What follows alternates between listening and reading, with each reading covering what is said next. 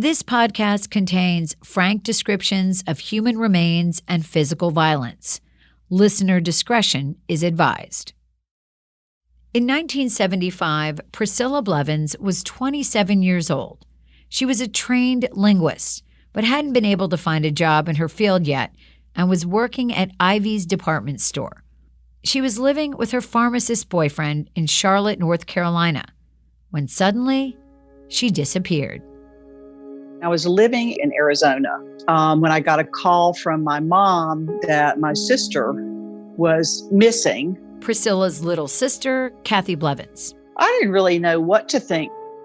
Had she run away, or did something happen to her? In 1975, there really wasn't a lot of publicity about missing people. And it just, it struck me as, well, that's weird. But I wasn't initially alarmed. She figured it was just some miscommunication. Her older sister would get in touch. I was mostly curious to know what had happened. But it would be decades before Kathy and her family would hear anything about Priscilla and what happened to her. All along, the answers to their questions were sitting in a box, not far from where Priscilla vanished. It's an odd combination of feeling tragically sad and incredibly grateful at the same time. The story of one of the oldest missing person cases to be solved, at a time when cold cases stayed cold. From WRAL Studios, this is What Remains. Stories of connecting unidentified human remains to the missing and the murdered. I'm Amanda Lamb.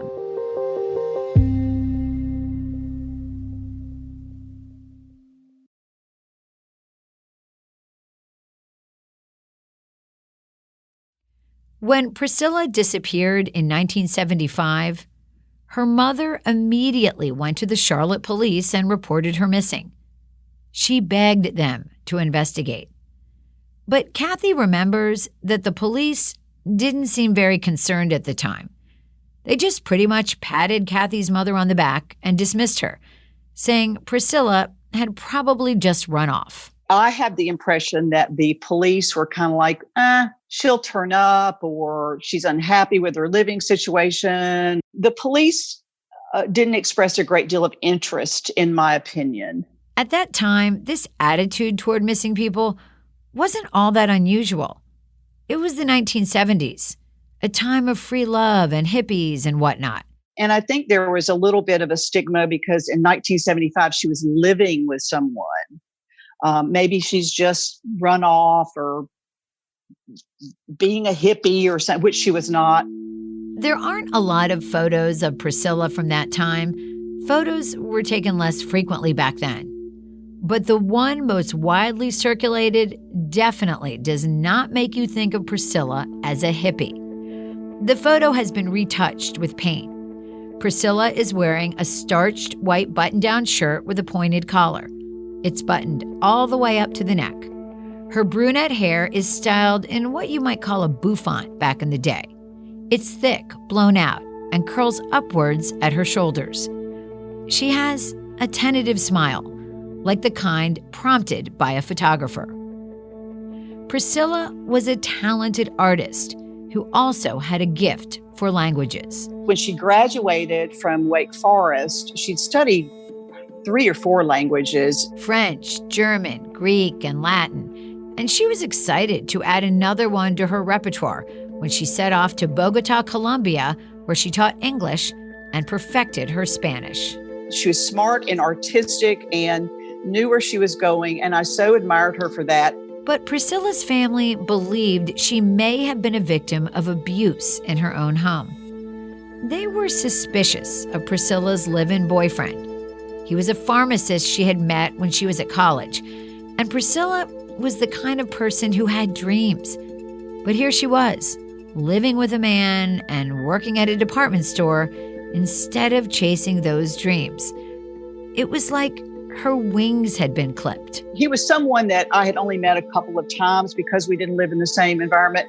And I found him to be creepy from the moment I laid eyes on him. Priscilla's behavior had changed some after they moved in together, but domestic abuse wasn't really talked about much back then. He did go on to live a life of petty crime and was in and out of jail quite a bit, and had a record of, I think he lost his pharmaceutical license due to selling drugs on the streets. Kathy doesn't want to use the boyfriend's name, and we're not going to use his name either because he was never charged with anything related to Priscilla's disappearance. He passed away a couple of years ago, and the family never directly confronted him about their suspicions. But Kathy says after her sister disappeared, the whole family, well, they found his behavior strange. He did report her missing, but he didn't even bother to tell Priscilla's mother directly. He called my mom to tell her that that Priscilla had disappeared, and just left a message with somebody who was visiting the house, and then called back to her 2 or 3 days later or something. Kathy says the boyfriend did call the police, but that was the extent of his involvement. She says he didn't help the family search for her. He basically just went on with his life. He would not let my mom in the house. Eventually, he called my mother and said, come and get Priscilla's things. And when my mother went to retrieve them, he had her sign an inventory. Yeah, that she had gotten these things, and my sister's most important possessions were not there. The detective who eventually looked into the case for Kathy said that he did call the man, tried to talk to him about Priscilla, but the man refused to speak with him and hung up. I don't want to incriminate someone without proof, but her partner's behavior was certainly suspicious. While her suspicions about Priscilla's boyfriend were never validated, years later, Kathy's concerns about the Charlotte police at the time and their lack of attention to the case were. The police report from Priscilla's disappearance was just 2 pages long. 2 pages. And they even had her address wrong. Kathy thinks the boyfriend purposely gave them the wrong address. She visited the location on the original police report. There's a school there. It's been there a long time. As far as she knows, there's never been a house there. Priscilla and Kathy's parents spent most of their lives after Priscilla's disappearance heartbroken, trying to find out what happened to their oldest child.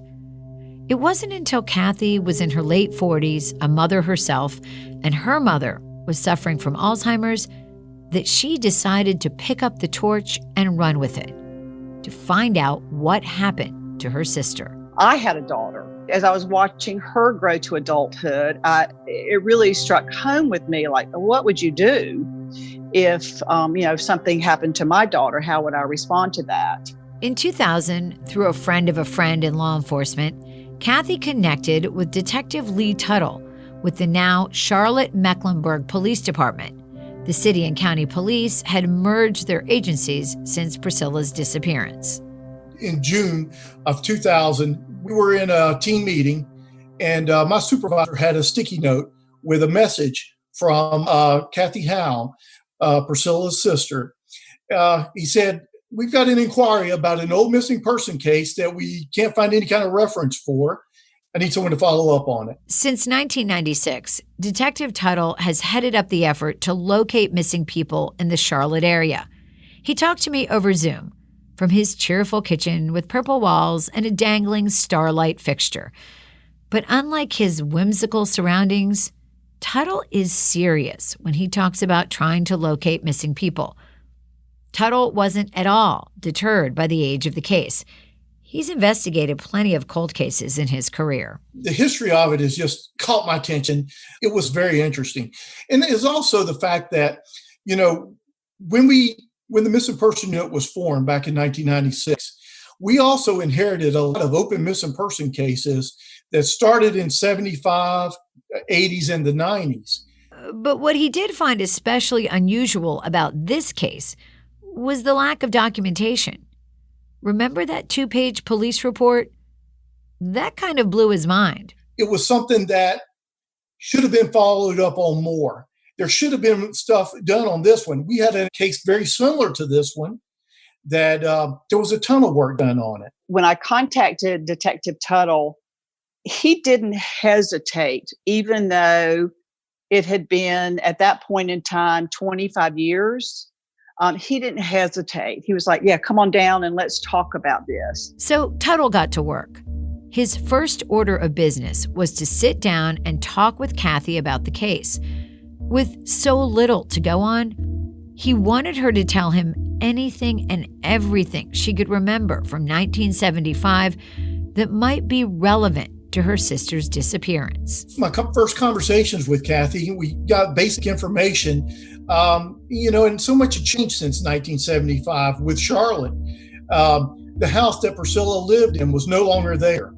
The Ivy's department store that she worked at, it was no longer there. But even as he went through these routine motions, Tuttle, who has worked with so many families of missing people, was very aware that he was doing more than just gathering facts from Kathy.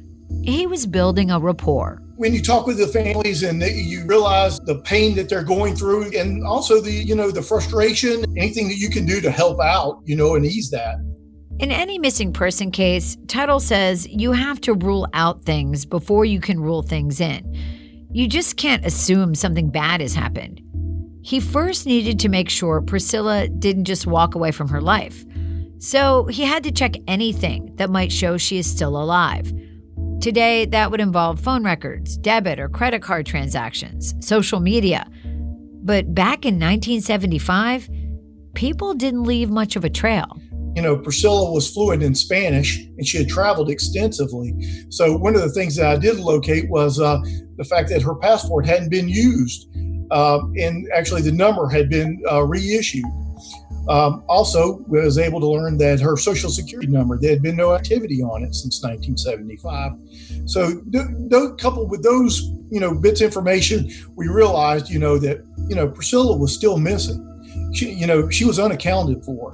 Once Tuttle officially determined that Priscilla was indeed a missing person and not just someone who ran away from her life, he started looking for clues as to what may have happened to her. He continued to run into dead ends on the case. There was just no one around who seemed to remember anything or know anything. After we did the initial report, we started looking at, doing anything that we could to try to generate leads. Because of the amount of time that went by, it was frustrating, but we did get some media exposure, and it is a compelling story, and Kathy, talked about it at different times. Kathy and Detective Tuttle kept in touch. After an initial burst of hope on both of their parts, it seemed like the cold case was getting even colder. But of course, by that time, there was very little that could be found. Then, in 2009, Tuttle had a light bulb moment. More after the break. In 2009, Detective Lee Tuttle was at a training seminar. And we learned about the National DNA Missing Persons Database. Police departments were asked to collect family reference samples for missing person cases. Tuttle learned that these family reference DNA samples could then be compared to the DNA of unidentified remains across the country. Of course, the database was only as good as the data it contained, which meant there needed to be buy-in from law enforcement and medical examiners to contribute samples for comparison. The more the better. The platform is referred to as CODIS. It's run by the FBI, and it stands for the Combined DNA Index System. And most importantly, medical examiners' offices across the country were getting DNA samples from their remains, unidentified remains cases. So those were being put into the database as well. So this was a new tool for us, especially for our cold cases. But you really didn't have any way of connecting cases that were, could be scattered throughout the country. Tuttle thought, why not try this? He asked Kathy to give him a DNA sample that they could enter into the database to try and see if there was a match. When DNA technology became part of the forensic toolbox, he called me and he said, I want to get your DNA for this database. And he explained how the database worked and how it was in a constant cycle. In other words, new samples were being put into the database from all over the country all the time. The more samples there were, the higher the probability that Kathy's DNA might be a familial match for someone's unidentified remains. She readily agreed, but my DNA sat there for a couple of years. Then in 2012, the Office of the North Carolina Medical Examiner, which was in Chapel Hill at the time, put some new samples from their stored skeletal remains into the DNA database. Chapel Hill still had the remains from a homicide case that was found in Haywood County, North Carolina. Remains were found on the side of the road in 1985, and they still had those remains up there. 10 years after Priscilla's disappearance, a road crew found the skeletal remains of a woman 6 miles south of the Tennessee border in western North Carolina. She was on the side of Interstate 40. Her arms were crossed on her chest, like she was praying. A gentleman in the road crew just happened to see something that looked suspicious, and so he called authorities and they came in to investigate. The woman had no identification, and there weren't any clues around her body. So, like many other cases, the remains were sent to the medical examiner to be stored until they could be identified. That would take 27 years. The medical examiner's office contacted me and was like, we've got an actual hit on the family reference sample that you submitted on the Priscilla Blevins case. It floored me. In addition to her DNA, Kathy had given Tuttle Priscilla's dental records. He promptly sent those to the medical examiner, who compared them to the remains. They wanted to be sure. The last thing Tuttle wanted to do was to get Kathy's hopes up after all these years. Immediately, we made plans to go visit with Kathy and talk to her. And he said, can I come and see you? And I'm like, well, sure. On October 18th, 2012, Tuttle called Kathy at 7 o'clock in the morning. She wasn't exactly sure what was going on. Maybe he needed another DNA sample. He was at her door in Clemens, North Carolina, an hour later. And he had another detective with him, someone I did not know. And he said, we found your sister. And I was like, whoa. And my initial reaction to that was it was almost stoic, because I was just so stunned by the information.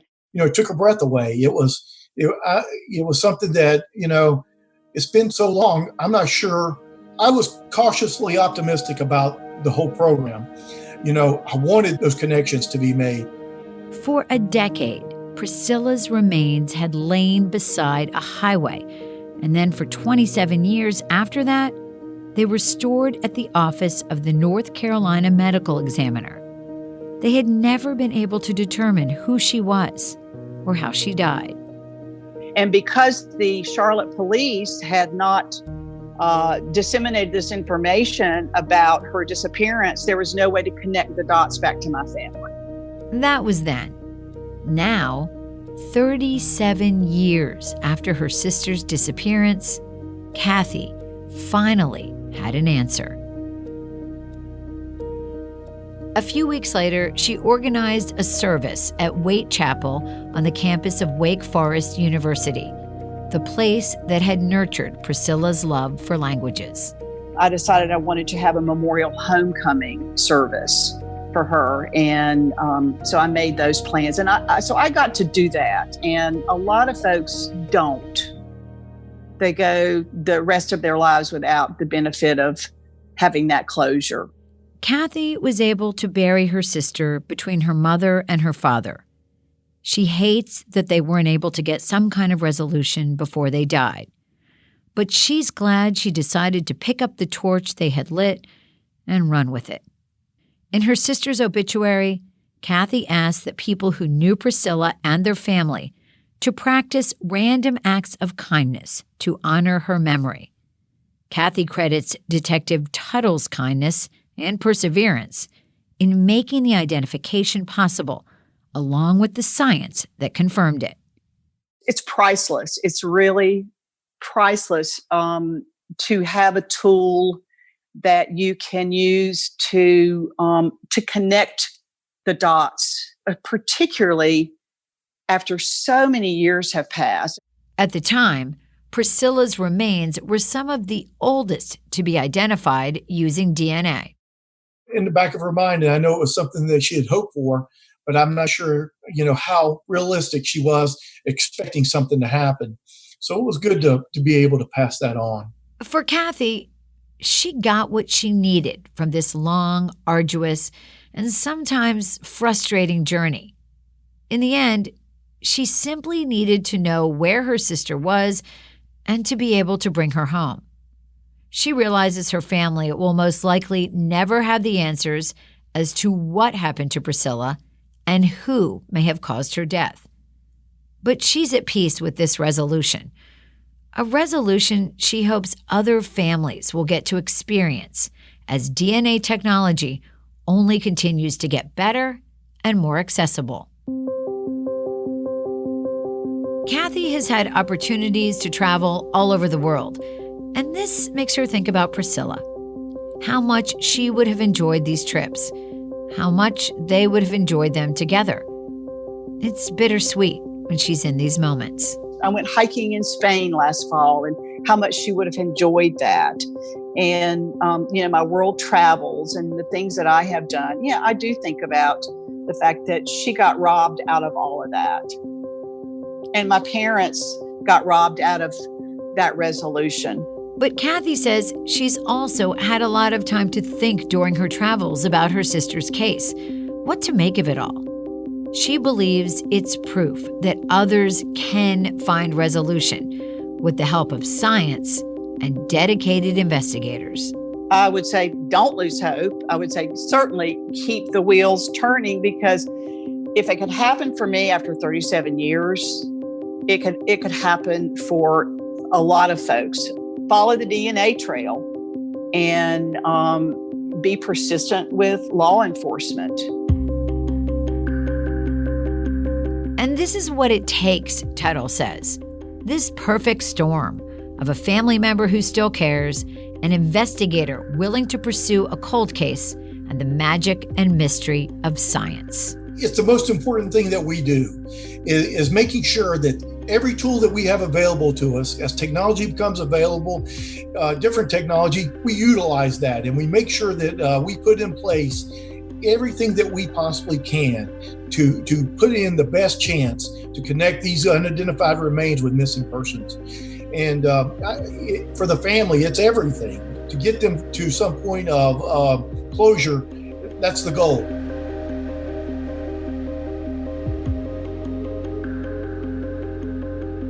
What I've learned as a journalist in putting this podcast together is that this sweet spot, this perfect storm where technology and human grit meet, it is possible to replicate, and it's happening. The tiniest amounts of DNA, even degraded DNA, can now be tested with a high level of success. This technology and the skill level of forensic genealogists just keep getting better and have created a real possibility of clearing decades of cold cases.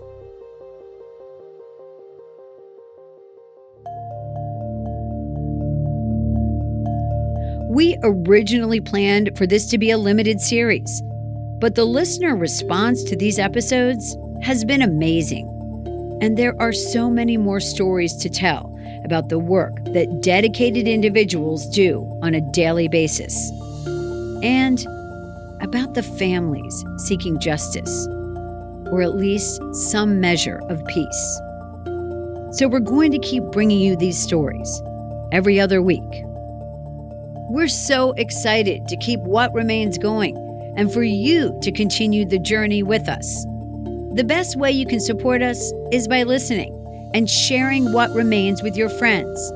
Rate and review us in your podcast app. If you'd like more information, including links to our social accounts where we share photos of the people from each episode, check out our website, whatremainspodcast.com.